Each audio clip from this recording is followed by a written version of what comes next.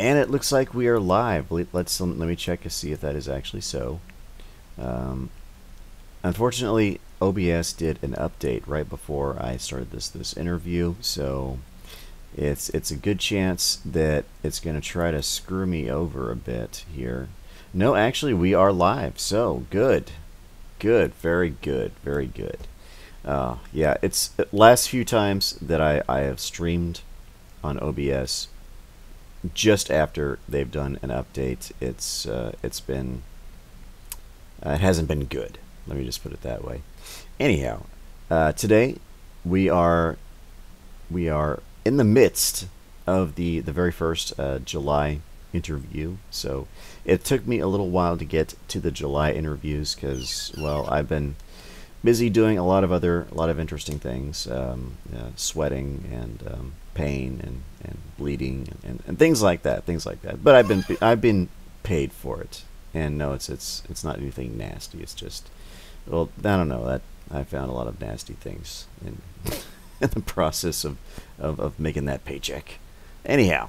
You live in Texas, and if it's hot and humid up here, I can only imagine what it's like down there. Yeah.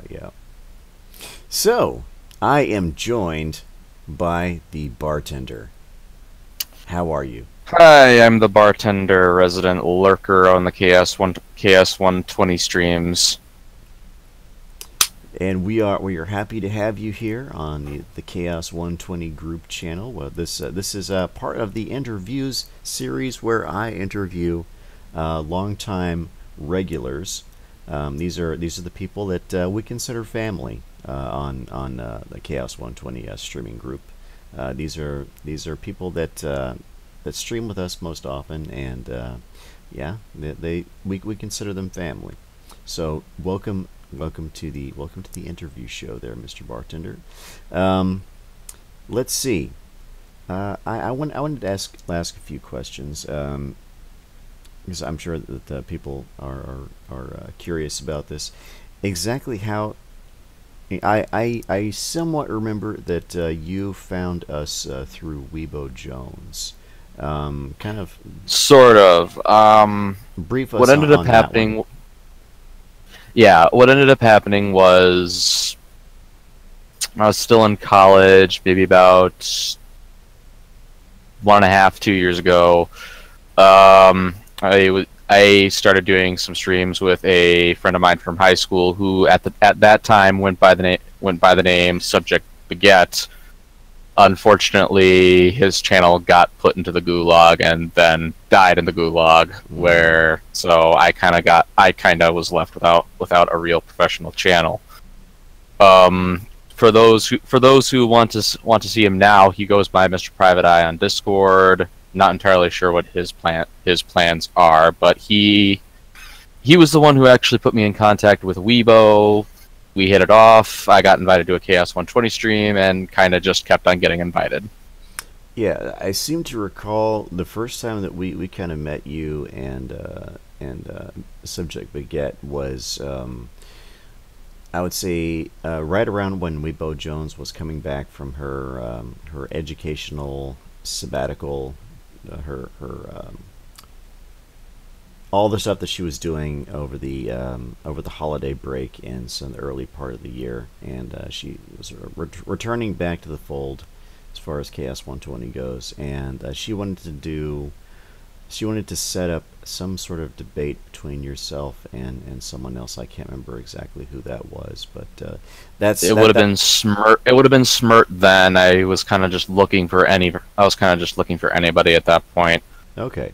This was back when the alt-right first kind of just became a thing post Charlottesville. I was getting pissed at everybody because everybody was just having sucky arguments both for and against. Yeah. And it was just, fuck it. If nobody's going to do a good job, I'm going to do your job. Yeah, that first attempt kind of fell through because I think not everybody was on a different page, and yeah, it's and I felt really first one with Smirt went through, wasn't really productive. yeah. Second one was with, yeah, you I felt bad that it didn't work out that first time. So I tried to get a hold of yourself and Subject Baguette and tried to get something organized for the weekend following after it. I think I don't know. Was it successful the second time or was it the third time? Was it a third time the charm? I don't remember No, exactly. I only remember two. I only remember two. Okay, What ended up okay. happening? So we were able to get something done after that. Yeah, you know uh, after that Yeah, first attempt, I Pox Toxic. Back when he was still on. By the way, he must have deleted his Discord stuff. yeah I heard there was he's some stuff going yeah on, but yeah he's taking his leave from the internet for a while. Um, yeah. let's see. But he attempted to moderate a debate I had with one. It was going to be a full debate between me and Subject Beget and the Rebels, but that kind of ended up falling through. Yeah, I think someone is to blame for why that one failed. However, whether that was Simo or Pox Toxic, I don't know who to properly point the finger at. I'm not going to point anything at Mickey because he wasn't a part of that. He wasn't a part of that debate, and he didn't really do anything. He was very respectful. right. I may disagree with his views, Well, but I can at least respect him as a person. it just goes to show how complicated and how difficult it can actually be to organize anything on the internet. It's just by its very nature, it has that quality that makes it sometimes a little difficult. I I felt bad after that first snafu, and I talked to Weibo after that, and I apologized to her, and I assured her that I would do my best to try to get things get that ship righted and get you at least at least something, a semblance of a debate with somebody, because I realized that was something that you were really interested in, and I wanted to hook you up with that. Yeah. Well, ultimately, the problem with the second one, I walked into a discussion and got blood sports. That seems to be the general consensus. Yeah, it didn't seem like it was a debate in the truest sense. It was more shit show than it really ought to have been, and Yeah, I felt yeah. bad The about that too. run up to that whole thing was just a complete and total clusterfuck. Clusterfuck. Pox said he would set it up at one time, and it ended up going on a lot earlier with that than that, which meant Subject Beget couldn't show up, and it kind of just turned it just Right. turned into a shit show because I was policing myself a lot more because I with debates I'll either do best if someone can basically watch me to make sure I don't get too eager, or it's a Yeah. bit of a free for all with a whole bunch of people and I could just chime in where needed. Yeah. So the moral of the story is that when you get into these kind of things, it's a healthy attitude to hope for the best but expect the worst. Yeah, Because a lot of times it just doesn't shape up the way you would like it to shape up, and it sucks that happens, but it has yeah. a tendency to. So what kind of led you to the whole YouTube thing to begin with? What were the steps that brought you to this wonderful platform called the YouTube? Well, it was honestly pure chance. I actually happened onto Gamergate.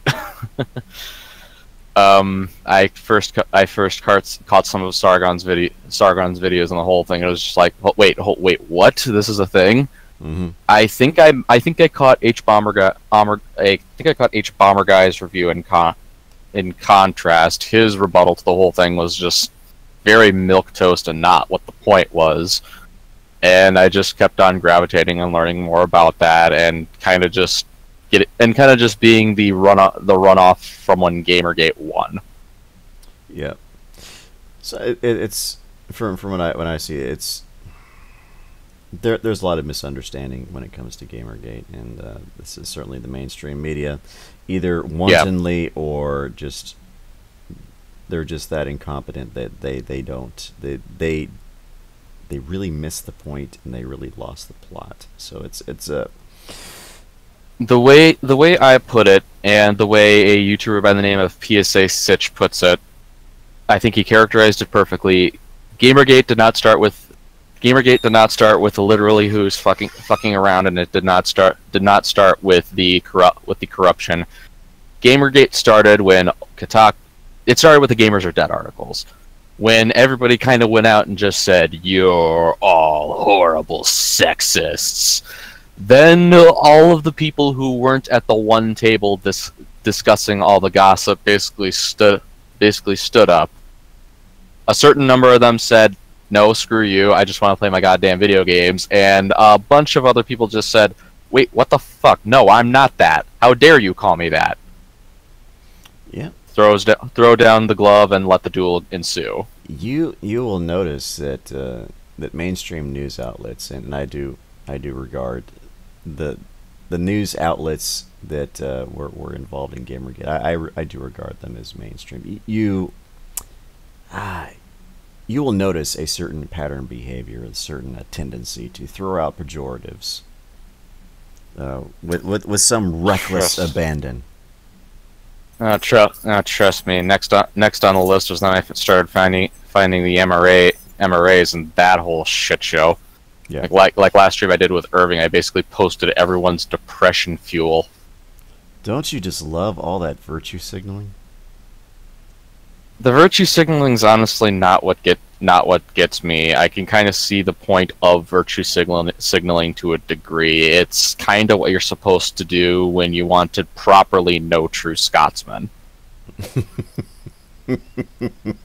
Yeah. No, I'm being serious. No true Scotsman works if and only if you essentially proving that you are not a true Scotsman wins the argument.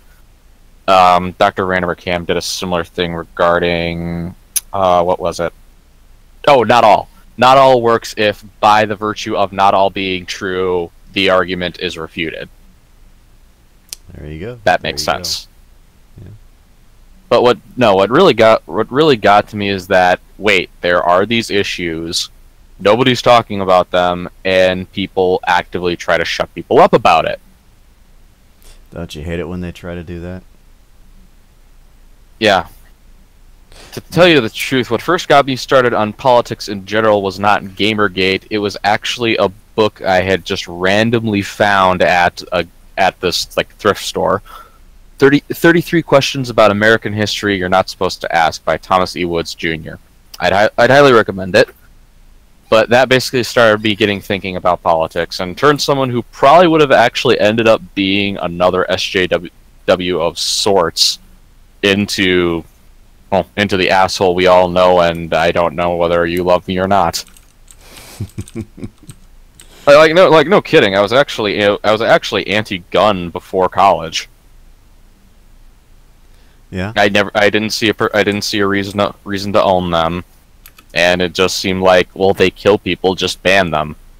Well, I tell you, in my proto SJW past, I had much the same attitude for a longer period of time than I'm comfortable commenting on. But yeah, I've been there, and I certainly had the same sort of attitude about that. Don't worry. I only care that you've renounced the church of feminism. Yeah. What's the old saying? If you're not a liberal in your 20s, you have no heart. If you're not a conservative in your 30s, you have no brain or something. It's something to that effect. No. I think that is the saying. I'd rather revise it. If you're a liberal after 20, you have no brain. That's all that needs to be said. Yeah. Because me in my college days I was definitely under 20, but I was not making the heartless. I was not going full heartless conservative with this one. No, I was legitimately going with the humanitarian arguments against minimum wage, humanitarian arguments against all the people who would want to cry racism and want all the give me's. Yeah. Let's see. I'm going to put a link in the description to the book that you cited. What was that guy's name again? Thomas E. Woods. Thomas E. Woods Jr. Thomas E. Woods Jr. Book. Okay, I'm putting in the Amazon link there. All right. So people can now, of course, buy this book and really get to know some of the background of your evolution there. And speaking of evolution, I know right now you're sort of like an internet caveman. You don't have really any social media. You don't really have much of a presence on the internet other than your interactions. Oh, please! I'm not a caveman. I'm a hermit. Okay, you're an internet hermit. I'll revise that. You're an internet hermit, and you don't really have much interaction with the greater interwebs. Aside from your interaction with us on Chaos120 and people on Discord, and so Discord is my social media. Okay, so this is a question I usually ask because most people that I talk to really have like sort of a YouTube sort of channel, and they have kind of an ambition of where they want to take stuff. I suppose I'll kind of ask you a different question. Insofar as what you want to do on the internet, whatever that may be, where do you see yourself in, say, maybe 6 months? What is your plan there? Where do you see yourself 6 months from now? I honestly don't know. I've never really been one to kind of think like that with regards to my plans. I know where I want to end up, basically. Like, I'll freely admit, I got into politics because I want to run. I want to change the world. But, excuse me. As far as YouTube is concerned, I'm honestly just glad I have Chaos120 as an outlet for this. Well, there you go. So you have an interest in politics? Any local, state, national? What's your ambition there? Well, part of the problem is that right now I'm kind of in between places. My parents are planning on retiring, and I'm planning on following them, but they don't know when and they don't know where. So okay. I'm in a lurch. Okay. Everybody's kind of recognized that though, so there's no fault. Really, yeah, it's you kind of just caught me at that point in my life where I'm just asking questions. Right, you are at the cusp of a transition period, but you're not close enough to it to get sort of a concrete image in your mind of where it's going to take you and where you're going to be. I've been there. I've been there a lot, actually. Yeah. And it's if you're asking about Wisconsin politics, however, Republicans seem to be taking control of the state. Like I heard for our senatorship, the Democratic Party had 14 candidates. Well, it's for the first time in a long time, they actually had to limit how long you could talk just so they could get through everybody. It's hilarious. Yeah. Well, the Democratic Party as a whole has really, they've dropped the ball, and I don't see them picking it up anytime soon. And so, well, they shot themselves in the foot, then they shot themselves in the leg, then they shot themselves in the kneecaps just to be sure. Then they pulled out a shotgun, and started shooting off their arms. Yeah. And it didn't help that they started banging their head against the wall at the same time. Yeah. Like Scooby knows I'm not really given towards that whole conspiracy theory thing, but I find it very hard to not believe the notion that the Democratic Party has essentially been baiting people with bread and circus stuff and very simple us versus them tactics to basically just whore themselves out for votes. Yeah. Like I know how much principles is a joke on the internet with the rise of the alt-right, but the Democratic Party they're the real ones here that I think you cannot say they have principles. It's been hard to see. It's been hard to see them follow through with any sort of like really true principles. It's I what I've They seen only over care the about last getting votes. They only care about winning. right. And I Over don't the think the last 12 Republican years, Party is I that have much seen better for that. yeah. I don't think the Republican Party is that much better for the record. yeah. But at least with the Republican Party, there are people within it that I think do have principles. I can't really think that with much of the Democratic Party. And It's- those that do are just so far off left wing that no, you're an idiot. Right. I was watching a Sticks, Hex, and Hammer video, and I think he sums it up pretty well, is that right now the Democratic Party is going through what the Republicans essentially were going through at the end of the Bush era and the beginning of the Obama era. They kind of lost their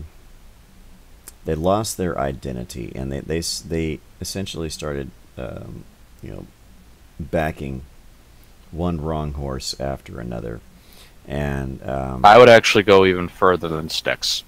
I would say that the Democratic Party is in even worse straits because with the Republican Party, it was just it was two major wings of them that got defeated. However, you still had underlying libertarian and classical conservatism. The Democratic Party, I don't think, has anything at this point. They are completely and totally up shit creek without a paddle or a boat. At least the Republican Party had a boat last time. yeah, that is that's what happens when you hitch you hitch all your buggies to one horse, and that horse starts eating itself. pretty much that horse starts eating itself, and the buggies for that matter. pretty soon you find yourself rolling down a cliff, and that's how we make America great again.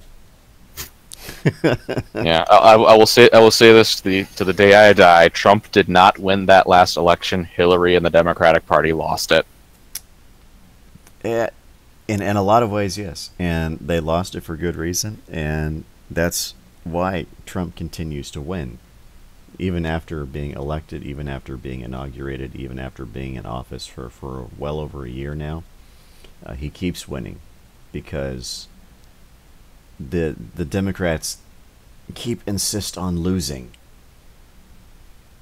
They keep insisting that he's losing, and then Trump actually, like, I don't want to believe the 4D chess narrative. Again, it's very conspiratorial, but I'm finding it very hard to deny that Trump is actually some level of genius in this regard. Like I've heard Scoob gush over him, and yeah, I can't really say Scooby's that far off. Yeah, when you have to take into account this very important fact that this man has been a hardcore shrewd businessman for probably over 4 decades, and you learn a lot. You learn a lot doing that, and that's something that your garden variety politicians just not going to know. They're not going to have the background. They're not going to have the training. They're not going to have. They haven't lived that life, so they don't understand how all that works. And well, you don't really have any politician who's really going for a set pieces of values. Like in college, my major is politics, and I learned a lot about the structure of the Hill. Mm-hmm. And your congressmen and senators are a lot more specialized than perhaps they ought to be. You'll basically just have the one guy who works in national defense, for example. That is his job, to focus on national defense. You don't really have these senators just like poring over every single bill that comes in front of them. It's a Herculean task. I can understand the specialization, but at the same time, there's a bit of this loss of context, I think. Yeah, what I see when I look at the Democrats that routinely attack Donald Trump is that I see just a series of one-trick ponies that are dancing to the sound of a whistle. And I look at Donald Trump and I see somebody who is a seasoned, well-rounded... A lion among foxes. Right. And... A lion among foxes, and the foxes aren't lion tamers. No, they are not. They're certainly not. And they really had no idea who and what they were getting themselves they were setting themselves against. And I think right now is probably the best time that they should, eat as much humble pie as their Well, if they could figure out that what they're doing, if they could figure out that what they're doing is wrong, they could be a chance. The problem is they are far too so wed to their ideology that they quite literally cannot comprehend how they are wrong. Yeah, that's essentially when you treat your political beliefs and certainly your political affiliations like a pseudo religion.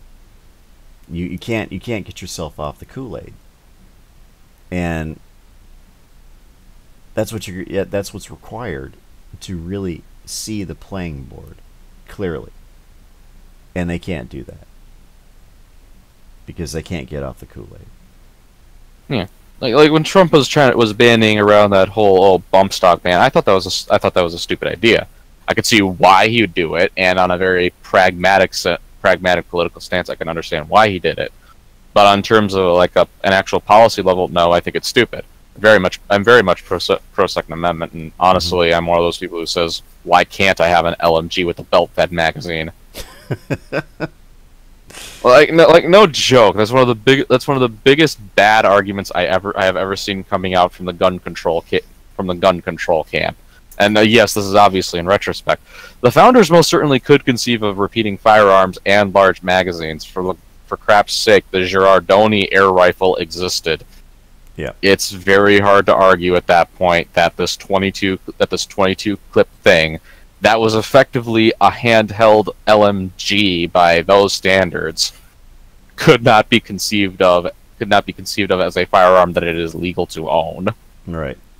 So to put it into perspective, when Napoleon was following their no, I was going to say back in the day, Napoleon would basically say anyone who is using this, try him as a spy and execute him, because they were just that effective at killing his runners. Yeah. And here's the thing. Following their logic, we should ban cell phones and laptops and computers and tablets and stuff, because the freedom of speech only goes so far as to what can be written with quill and ink. No, that's not what they'll argue, and I know this because in another Discord I'm in, there's a logic channel where I had someone arguing this. If you give them a voice, they propagate themselves. That is the argument. You can't argue against the alt-right, so you have to shut them up. And that has certainly been their modus operandi. And it's a good thing that we have this platform and this format, as limited as it is, and certainly as much as we are attacked on a daily basis, if not hourly, if not every 5 minutes. Someone in our quote-unquote community is put into limited state, gets some sort of strike, is attacked in some way, shape, or form, and at the same time, we are very fortunate to have these avenues to express ourselves and to exercise our freedom of speech. We're always going to have them. You can't kill the truth. You can't kill the truth. If there's anything the history of the internet has taught us, is that if it's an idea, if it's a thing, there will always be a way to propagate it. No matter how illegal it is, people will find out. Yeah. And saying that, I would very much like to see your speech propagated here in the future, and I will certainly be following you. And I will certainly be inviting you to Chaos120 tonight if you are free. I've also invited Isaac, and another guy that we've met through Ebo Jones, and we're gonna get started on that at 10 p.m. Eastern tonight. And I just wanted to thank everybody. Well, nobody really showed up in chat today because I think everybody's doing something right now. But the people who will listen to this in the future, Thank you very much for listening in, and thank you very much, Bartender, for being my guest this evening. And if you would like to, I will throw you a link to the stream later on. Anyhow, we are wrapping it up here at the Chaos 120 group land. Thanks again, everybody, for joining us, and I will see you all on the next Chaos 120 interview. Okay.